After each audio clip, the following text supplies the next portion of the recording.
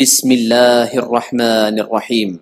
السلام علیکم ورحمۃ اللہ وبرکاتہ۔ الحمد للہ وکفی وسلام علی عبادہ الذین اصطفی، اما بعد۔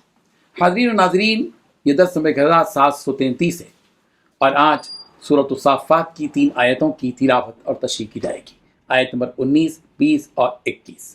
چلیے سب سے پہلے ہم ان 3 آیتوں کی تلاوت کرتے ہیں، لفظی ترجمے اور ترجمے کے بعد تشریح کرتے ہیں۔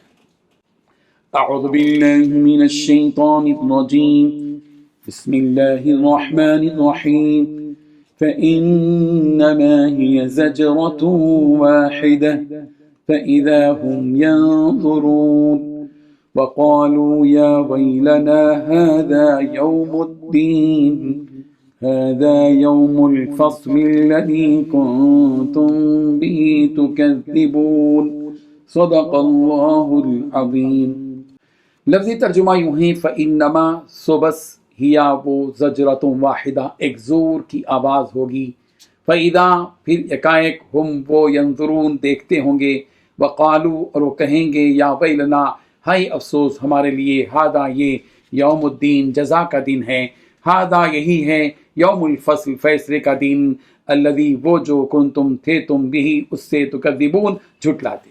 ترجمہ یوں ہے، بس وہ تو ایک ہی زوردار آواز ہوگی جس کے بعد وہ اچانک سارے ہولناک مناظر دیکھنے لگیں گے اور کہیں گے کہ ہائے ہماری شامت، یہ تو حساب و کتاب کا دن ہے، جی ہاں یہی وہ فیصلے کا دن ہے جسے تم جھٹلایا کرتے تھے۔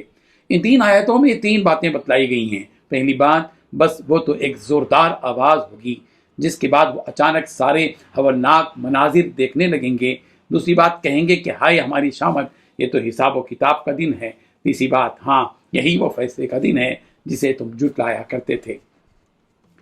بزرگان محترم، ان آیتوں میں مرنے کے بعد اٹھایا جانا کس طرح ہوگا، اس کے بعد کیا حالات پیش آئیں گے، اس منظر کو بیان کیا جا رہا ہے کہ تمہیں مرنے کے بعد اٹھائے جانے کے لیے صرف ایک آواز ہی کافی ہے کہ جب وہ آواز اسرافیل علیہ السلام کے ذریعے لگائی جائے گی تو تم سب بغیر کسی تاخیر کے اپنی اپنی قبروں سے یا جہاں کہیں تم ہوں گے، تمہاری موت واقع بھی ہوگی، وہاں سے تم اٹھ کھڑے ہوگے، تمہارے سارے اعضاء ملنا شروع ہو جائیں گے، تم ایک جاندار کی شکل اختیار کر لو گے جیسے تم دنیا میں رہا کرتے تھے۔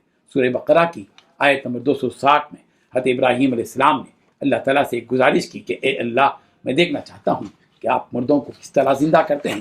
اس پر اللہ تبارک و تعالیٰ نے فرمایا کہ اے ابراہیم، کیا تمہیں ہماری بات پر یقین نہیں ہے؟ اولم تؤمن؟ حضرت ابراہیم علیہ السلام نے کہا، ولیکن لیطمئن قلبی، مجھے تو یقین ہے پروردگار کہ آپ مردوں کو زندہ کر سکتے ہیں، لیکن میرے دل کو بھی تو تسلی ہو جائے، اس لیے میں دیکھنا چاہتا ہوں۔ اللہ تبارک و تعالیٰ نے حضرت ابراہیم علیہ السلام کو حکم دیا کہ 4 پرندوں کو لے آؤ، انہیں اپنے سے مانوس کر لو، پھر اس کے بعد انہیں ٹکڑے ٹکڑے کر کے الگ الگ پہاڑ پر رکھ آؤ، اور پھر اس کے بعد انہیں آواز دو تو وہ تمہارے پاس دوڑتے ہوئے آ جائیں گے۔ اللہ اکبر۔ تو قیامت کے دن بھی ایسا ہی ہوگا، اگرچہ کہ انسان کا ایک جز ایک شہر میں، دوسرا جز دوسرے شہر میں ہو، تب بھی حضرت اسرافیل علیہ السلام جب سور پھونکیں گے، سارے اجزاء مل کر انسان کی شکل اختیار کر کے زندہ ہو کر سب کے سب کھڑے ہوں گے۔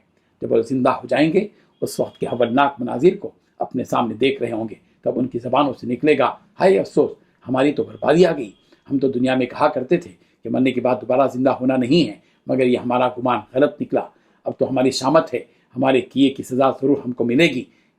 اور اللہ تبارک و تعالیٰ یا فرشتے ان مشرکین سے کہیں گے کہ ہاں یہ وہ سچائی اور جھوٹ کے درمیان، ایمان اور کفر کے درمیان، صحیح اور غلط کے درمیان فیصلے کا دن ہے، اسی دن کو تم جھٹلاتے تھے، لو اب یہ دن تمہارے سامنے ہے اور تم اپنے اپنے اعمال کی سزا پانے کے لیے تیار ہو جاؤ۔ ان مشرکین کے ساتھ اس دن کیا معاملہ کیا جائے گا، اگلی آیتوں میں اس کی تفصیلات ہوں گی۔